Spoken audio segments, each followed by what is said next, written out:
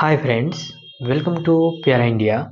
Friend, Bihar सरकार द्वारा जो स्टाफ नर्स ए ग्रेड के पद पे भर्ती होती है उसकी नियुक्ति नियमावली में बदलाव करके संशोधन करके नया नियमावली 2024 बनाया गया है, जिसकी स्वीकृति बिहार मंत्री परिषद से भी मिल चुकी है, जिसकी जानकारी हम पहले आप लोग को वीडियो के माध्यम से दे चुके थे और आप लोग को बताया था कि जब इसका प्रकाशन बिहार गजट में किया जाएगा तो पूरे डिटेल से आप लोग को वीडियो के माध्यम से हम बताएंगे कि इस पद के लिए अब क्या योग्यता है, जीएनएम या बीएससी नर्सिंग, और इसका चयन प्रक्रिया किस तरह से होने वाली है, एग्जाम बेस पे होगा कि मार्क्स बेस पे होगा, एज लिमिट क्या होने वाला है, सैलरी कितनी मिलने वाली है, प्रमोशन आप लोग को जैसे स्टाफ नर्स पे आप बहाल होते हैं तो प्रमोशन करके कहाँ तक आप जाएंगे, तो इन सभी चीज़ों की जानकारी हम इस वीडियो के माध्यम से आप लोग को देने वाले हैं।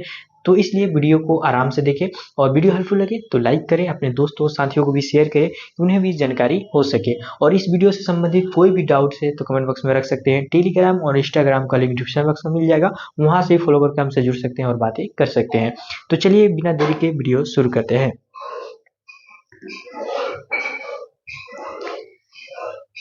तो जैसा कि फ्रेंड आप लोग देख सकते हैं, ये बिहार गजट के द्वारा प्रकाशित किया गया है 9 दिसंबर 2024 को, और इसकी स्वीकृति कब मिली थी? 6 दिसंबर 2024 को।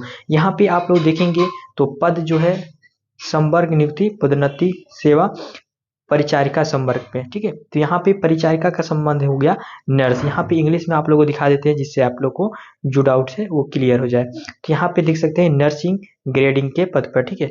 तो नर्स ग्रेड के पद पे अगर बहाल होना है तो आप लोग को इस नियमावली को पूरी तरह से जानना होगा। तो यहाँ पे सबसे पहले दिया गया कि पद का नाम क्या होगा, तो बिहार परिचारिका संवर्ग नियमावली, इसका विस्तार बिहार राज्य में होगा और इसका राजपत्र में जिस दिन प्रकाशन हो गया उस दिन से लागू हो जाएगा। देखिए, ये जो नियमावली 2024 है पूरे तरह से नया तरीके से बनाया गया है, इसलिए 2019 का जो नियमावली था उसको अब कैंसिल कर दिया गया, पूरा निरस्त कर दिया गया है। आज 9 तारीख से ये लागू हो चुका है और वो 2019 वाला जो पुराना नियमावली था वो अब निरस्त हो चुका है। उस जो भी अब काम होगा इसी नियमावली के तहत होगा। अब यहाँ पे कुछ कुछ चीजें दी गई हैं, जैसे कि दिया गया है सरकार का मतलब क्या है कि बिहार राज्य सरकार, यानी कि आप बिहार राज्य सरकार के अंतर्गत काम करेंगे। विभाग आपका क्या होगा, तो स्वास्थ्य विभाग के अंतर्गत काम करेंगे। उसके बाद नियुक्ति प्रतिनिधान क्या है, तो प्रमुख नर्सिंग स्वास्थ्य सेवाएं बिहार पटना, ठीक है। और जीएनएम का मतलब हो गया जनरल नर्सिंग मिडवाइफरी। आयोग आपका क्या होगा, बिहार तकनीकी सेवाएं होगा। संवर्ग की बात करें तो बिहार परिचारिका संवर्ग होगा, यानी नर्सिंग संवर्ग होगा। यही चीज यहाँ पे दिया गया है, ठीक है।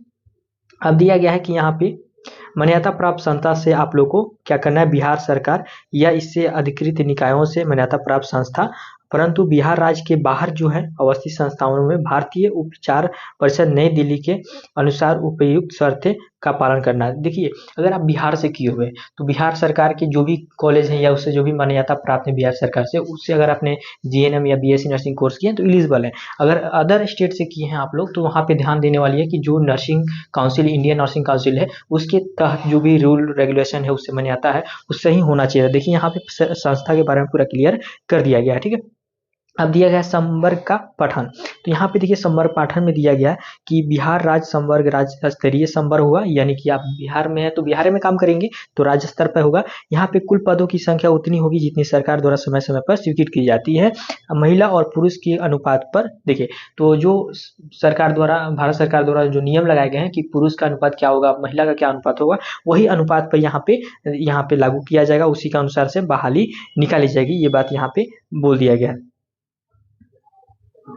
उसके बाद यहाँ पे दिया गया भर्ती जो है, भर्ती इस संवर्ग में नियुक्ति के लिए मूल स्टाफ पद की सीधी भर्ती से प्रयोक्ता परीक्षा नियमावली में देखिए। अब यहाँ पे क्या हो गया है कि अब पहले जो होता था मार्क्स बेसिस पे होता था, 2019 में जब बहाली आया था मार्क्स बेसिस पे कराया गया था, मगर यहाँ पे अब देखिए पूरा लिख दिया गया प्रतियोगिता परीक्षा, यानी कि आप लोग को अब एग्जाम देना होगा। ये एग्जाम आप लोगों को कंप्यूटर बेस्ड एग्जाम होने वाला है और निगेटिव मार्किंग में रखा जाएगा, तो इसलिए आप लोग को ध्यान से आप लोग को अभी से तैयारी करना है, ठीक है। उसके बाद यहाँ पे दिया गया कि अर्हता, यानी कि योग्यता क्या होनी चाहिए, एलिजिबिलिटी क्या होनी चाहिए। तो सबसे मेन पॉइंट यहीं पे है कि क्या बीएससी नर्सिंग वाले या जीएनएम वाले एलिजिबल है कि नहीं। तो सबसे पहले यहाँ पे देखेंगे कि मूल कोटि पे सीधे भर्ती नियुक्ति के लिए न्यूनतम शैक्षणिक योग्यता एवं अर्हता मान्यता प्राप्त संस्था से भारतीय उपचार परिषद नई दिल्ली से समय समय पर अवधारित अवधि का जीएनएम कोर्स उत्तीर्ण होना चाहिए।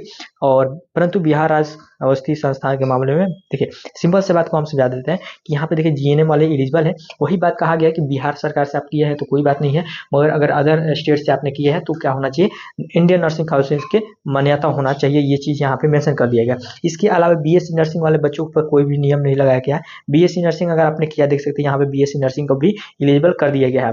पहले ये 2019 में जब बहाली है तो बीएससी नर्सिंग वाले एलिजिबल नहीं थे, तो ये बहुत ही अच्छी खबर है कि बीएससी नर्सिंग जो बच्चे किए हुए हैं वो भी इस फॉर्म को फिलअप कर सकते हैं और फॉर्म को फिल कर सकते हैं। मगर यहाँ पे ध्यान देने वाली बात क्या है कि देखिए दिया गया कि अभ्यर्थी को बिहार परिचारिका निबंधन परिषद से निबंधित रहना भी अनिवार्य होगा। तो देखिए यहाँ पे तो आप बीएससी नर्सिंग कर लिए, मगर आपके पास क्या होना चाहिए, रजिस्ट्रेशन होना चाहिए बिहार सरकार के द्वारा, जो भी बिहार नर्सिंग काउंसिल है उसके द्वारा रजिस्ट्रेशन आपके पास मस्ट होना चाहिए। अगर आपके पास रिजल्ट भले है आपने रजिस्ट्रेशन अदर स्टेट से कराए हुए तो यहाँ पे एलिजिबल नहीं होंगे, बिहार सरकार से कराना आपका जरूरी है। ये चीज़ यहाँ पे मेंशन कर दिया गया है। तो जो भी बच्चे अभी अदर स्टेट में काम कर रहे हैं, अदर स्टेट के आपके पास रजिस्ट्रेशन है, तो जरूर ट्रांसफर जल्द से जल्द आप लोग अपने बिहार में करा लें, क्योंकि बहाली कभी भी आ सकती है और जो नोटिफिकेशन आएगा तो उस समय आप लोग के पास ये चीज़ होना चाहिए, रजिस्ट्रेशन आपका बिहार का होना चाहिए, तो फॉर्म को फिल कर पाएंगे। ये चीज़ यहाँ पे पूरा अच्छे तरह से मेंशन कर दिया गया है।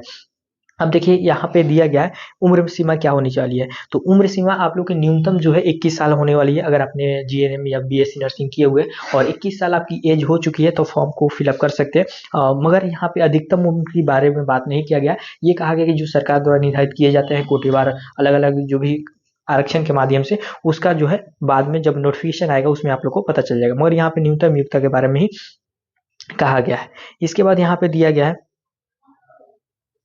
अगर आप संविदा पे कार्य करते हैं तो आप लोग को यहाँ पे मार्क्स मिलने वाला है और एज में भी छूट दिए जाएंगे। तो एज के छूट में कहा गया कि अगर आपने सरकारी या गैर निजी, देखिए यहाँ पे बच्चे कंफ्यूज हो जाते हैं, गैर निजी मतलब कि प्राइवेट, तो ऐसा नहीं है। देखिए यहाँ पे गैर निजी में पोस्ट में करके बोला है केंद्र सरकार, नगर पालिका संस्थाएं, पंचायती राज संस्थानों आदि में अगर आपने काम किया है, ठीक है, या बिहार सरकार द्वारा जो संविदा पर कॉन्ट्रैक्ट बेस पर आता है उससे अगर आपने काम किया है तो एलिजिबल है। यहाँ पे आपका एक्सपीरियंस अगर 1 साल के आपके पास एक्सपीरियंस है तो उसका 5 नंबर मिलेगा। तो वही चीज़ यहाँ पे किया गया और यहाँ पे एज लिमिटेशन में भी आप लोग को छूट मिलेगा। अगर आप ज़्यादा जो एज ज़्यादा अगर आपका हो जाएगा तो उसमें छूट दिया जाएगा। तो यही चीज़ यहाँ पे दिया गया। बस ध्यान में क्या रखना है कि आपको आउटसोर्सिंग से अगर आपने काम किया है तो उसका फायदा नहीं मिलेगा, मगर अगर आपने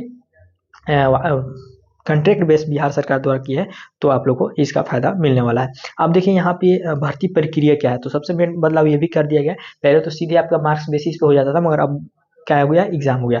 तो इस पॉइंट को आप लोग ध्यान से पढ़ेंगे और समझेंगे। तो सबसे पहले यहाँ पर दिया गया पहला में कि नियुक्ति पर अधिकार किसी नियुक्ति वर्ष के 1 अप्रैल की स्थिति के अनुसार रिक्त की गणना एवं रोस्टर क्लियरेंस कराकर 30 अप्रैल तक कोटिवार अधिराज्य भेजा जाएगा। देखिए बहाली के सीट कैसे आएगा तो उसके बारे में यहाँ पे मेंशन किया गया कि 1 अप्रैल तक को गणना किया जाएगा और इसको बहाली 30 अप्रैल तक गणना कैसे किया जाएगा वही चीज़ यहाँ पे मेंशन किया। तो ये ध्यान देने वाली बात नहीं है। सेकंड जो लाइन है आपका कि आप लोग का जो मेधा सूची बनेगी वो एग्जाम बेस पे होगा और पहले क्या होगा 75 नंबर का एग्जाम होगा, यहाँ पे देख सकते हैं, और 25 मार्क्स आपका अनुभव पर है, ठीक है। यहाँ पे देखेंगे 25 मार्क्स का आपका अनुभव है और 75% का एग्जाम होगा, 75 नंबर का, सॉरी। तो 75 नंबर का जो सॉरी एग्जाम जो होगा इसमें क्या किया गया कि चयन हेतु आयुक्त प्रतियोगिता परीक्षा के लिए निर्धारित है। प्रतियोगिता परीक्षा का प्रश्न पत्र भारतीय नर्सिंग काउंसिल द्वारा निर्धारित जनरल नर्सिंग एंड मिडवाइफरी यानी कि जीएनएम के पाठ्यक्रम के आधारित होगी। तो देखिए तो आप लोग का यहाँ पर सिलेबस के बारे में मेंशन कर दिया है। जो ये 75 नंबर का एग्जाम होगा इसमें क्या चीज़ पूछा जाएगा, तो जीएनएम का जो सिलेबस है इंडियन नर्सिंग काउंसिल के द्वारा बनाया गया उसी के अकॉर्डिंग से आप लोग का क्वेश्चन रहेगा। उसी फर्स्ट ईयर से लेके 3rd ईयर तक 3 साल का जीएनएम कोर्स होता है, तीनों साल का मिक्स करके आपका उसी से क्वेश्चन पूछा जाएगा। तो ठीक है, यहाँ पे ऑब्जेक्टिव टाइप का ही क्वेश्चन पूछे जाएंगे, ठीक है। तो इस प्रकार से आप लोग को एग्जाम देना है। तो जीएनएम का जो सिलेबस है इंडियन नर्सिंग काउंसिल का उसके अनुसार आप लोग तैयारी करें। भले ही आपने अगर बीएससी नर्सिंग किया है एलिजिबल है, मगर आपको पढ़ना क्या है, जीएनएम का सिलेबस कर पढ़ना है। बीएससी नर्सिंग वाला सिलेबस आप लोग को नहीं पढ़ना है। तो यहाँ पे बच्चों का फायदा होगा, बीएससी नर्सिंग वाला बच्चों को फायदा होगा, जीएनएम वाला दोनों को फायदा होगा। नहीं तो अगर बीएससी नर्सिंग वाला कर दिया जाता तो जीएनएम वाला को फायदा नहीं होता। तो इसलिए यहाँ पे जो न्यूनतम योग्यता रखा गया है जीएनएम उसी के अनुसार से सिलेबस भी बनाया गया है। अब देखिए जो 25 नंबर की बात है संविदा वाले, तो वही चीज़ है, संविदा पे जो काम करेंगे उनको 5 साल अगर काम किए होंगे तो अधिकतम 25 नंबर मिलेगा और इससे ज़्यादा नंबर नहीं दिया जाएगा। और अगर 1 साल काम किए हैं तो 5 नंबर मिलेगा। और एक बात यहाँ पे ये भी मेंशन कर दिया गया है, मान लीजिए कुछ बच्चे जो होते हैं कि 1 साल नहीं किए हैं, कुछ दिन में किए हैं, जैसे 36 दिन या 35 दिन जो भी होता है, अगर उतने दिन काम किया है तो उसमें बोला गया है कि 0.5 से गुना पहले किया जाएगा और फिर 365 से भाग दिया जाएगा, जो आएगा वही नंबर उनको दिया जाएगा। तो ये चीज़ हो गया। अब देखिए यहाँ पे एक और लाइन दिया गया स्पष्टीकरण में कि जैसे कि एग्जाम जो होगा 75 नंबर के, तो उसमें परसेंटेज के अनुसार आप लोगों को जैसे कि मार्क्स आएगा, तो परसेंटेज में जो मार्क्स आएगा उसमें 0.75 से गुना कर दिया जाएगा और वही मार्क्स होगा। जैसे मान लीजिए किसी स्टूडेंट को 50% अंक मिलते हैं, प्रतिशत में आपको मिलते हैं, तो उसको अंक में बदलने के लिए क्या किया जाएगा, 0.75 से गुना कर दिया जाएगा। तो इस प्रकार से इस बच्चे को 37.5 अंक इस प्रकार से आ रहा है। तो इस तरह से आप लोग को मार्क्स निकालने का विधि बताया गया है, जो कि यहाँ पे पहले ही सारा चीज़ स्पष्ट करके बता दिया गया है। उसके बाद नेक्स्ट है कि परीक्षण अवधि भी होगा। जैसे कि आप लोगों का सिलेक्शन हो जाता है तो उसके बाद आप लोगों का प्रशिक्षण होगा, 1 साल जो काम करेंगे उसमें आप लोगों को देखा जाएगा कि आपका जो कार्य है किस प्रकार से आप हॉस्पिटल में काम कर रहे हैं, संतोषजनक आपका कार्य है कि नहीं। तो इसलिए जब भी आप बहाल होते हैं तो वहाँ पे स्टाफ से या जो भी आपका काम होता है बेस्ट करने की कोशिश करें, छुट्टी नहीं ज़्यादा ले, अच्छे से काम करें। तो ये चीज़ सारा चीज़ आप लोग को देखा जाता है कि किस प्रकार से आप काम करें, आपका व्यवहार किस तरह से। तो ये चीज़ यहाँ पे मेंशन किया गया। फिर उसके बाद अगर 1 साल अच्छा नहीं रहेगा तो फिर 1 साल एक्स्ट्रा आप लोगों को मौका दिया जाएगा। उसके बाद आप लोग का ये प्रशिक्षण अवधि होगी। फिर संपुष्टि अवधि में क्या किया जाएगा, आपका एग्जाम लिया जाएगा और एग्जाम के आधार पर आप लोग को फिर रखा जाएगा। अब यहाँ पे वीरता भी दी जाएगी, जैसे कि स्टाफ नर्स आपसी वीरता आयोग पर निर्धारित मेधा सूची के अनुसार अवधि की जाएगी। तो ये चीज़ है। अब यहाँ मेन पॉइंट आ जाता है अब थी पदोन्नति, यानी कि आप लोग का प्रमोशन। ठीक है, प्रमोशन किस तरह से होगा, तो नीचे देखिए यहाँ पे प्रमोशन के नियम दिए गए। जैसे कि प्रमोशन का मेन कंडीशन क्या है, किस चीज़ पर निर्धारित किया जाता है। तो हो सकता है आपके पास एजुकेशन आपका, जैसे मान लीजिए बीएससी नर्सिंग किया है, फिर उसके बाद एमएससी नर्सिंग किया है, तो जिस प्रकार से आपके पास डिग्री होगा उस प्रकार से आप लोगों को पदोन्नति भी मिलेगा। आपके पास एक्सपीरियंस क्या है, आपका व्यवहार किस तरह से है, तो ये सारा चीज़ देख होकर एज कितना बना तो उस प्रकार से प्रमोशन किया जाता है। वही चीज़ें यहाँ पे दिया गया है, वो चीज़ आप लोग देख लेंगे। उसके बाद यहाँ पे दिया गया स्थानांतरण के लिए क्या होगा, तो स्थानांतरण के लिए आप लोग को सचिवालय यानी कि बिहार सचिवालय के द्वारा आप लोग का, अगर मान लीजिए कि किसी अदर जिला में आपको लोगों को ड्यूटी मिल गया, दूसरे जिले में आप जाना चाहते हैं, अपने घर के नज़दीकी जिले में जाना चाहते हैं, तो उसके लिए स्थानांतरण की प्रक्रिया है, तो वो चीज़ आप लोग को कौन दिखेगा, तो सचिवालय विभाग देखेगा। आरक्षण के बारे में बात किया गया है। उसके बाद यहाँ पे कुछ जो भी इंपॉर्टेंट चीज़ है वही चीज़ बता रहे हैं। अब मेन जो इंपॉर्टेंट देखते हुए अब देखिए यहाँ पे साफ क्लियर करके कहा गया है निरस्त। ठीक है, यानी बिहार परीक्षा संवर्ग नियमावली 2019 जो है अब पूरे तरह से यहाँ पे निरस्त कर दिया गया है, ये नियमावली बनने के कारण से। ठीक, अब जो लास्ट चीज आपको यहाँ पे मिला है वो है पदोन्नति। किस तरह से पदोन्नति होगा, तो देखिए आप लोग स्टाफ नर्स के पद पे बहाल होंगे, उसके बाद यहाँ से प्रमोशन होकर आप मेट्रॉन बनेंगे और फिर मेट्रॉन के बाद आप लोग नर्सिंग अधीक्षक बन जाएंगे। तो इस प्रकार से 3 पोस्ट पर आप लोग को प्रमोशन होगा, जैसे कि यहाँ पे देख सकते हैं स्टाफ नर्स, फिर मेट्रॉन बनेंगे, फिर मेट्रॉन के बाद नर्सिंग सुपरिटेंडेंट बन जाएंगे। तो ये आप लोग का अच्छा मौका है कि आप लोग का यहाँ पे प्रमोशन भी बढ़िया है। तो जो भी यहाँ पे चीज़ें थी आप लोगों को हम बता चुके हैं। अब लास्ट चीज़ क्या बच गया है, सैलरी का। तो अब यहाँ पे हम सैलरी के बारे में ही भी आप लोग को बता देते हैं।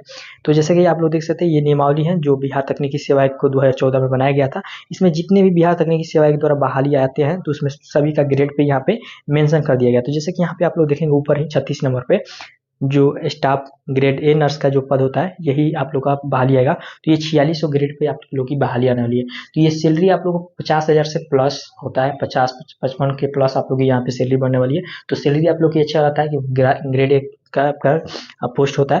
तो ये था आप लोग को जितनी भी चीज़ें थी हम डिटेल से आप लोग को बता चुके हैं। इस नियमावली में जितने बातें दी गई थी विस्तार से बताने की कोशिश की है। फिर भी अगर किसी तरह के अगर आपको डाउट्स रहते हैं तो कमेंट बॉक्स में हमसे पूछ सकते हैं। टेलीग्राम और इंस्टाग्राम का लिंक डिस्क्रिप्शन बॉक्स में मिल जाएगा, वहाँ से फॉलो करके हमसे जुड़ सकते हैं और बातें कर सकते हैं। तो फ्रेंड वीडियो में बस इतना ही। Thank you.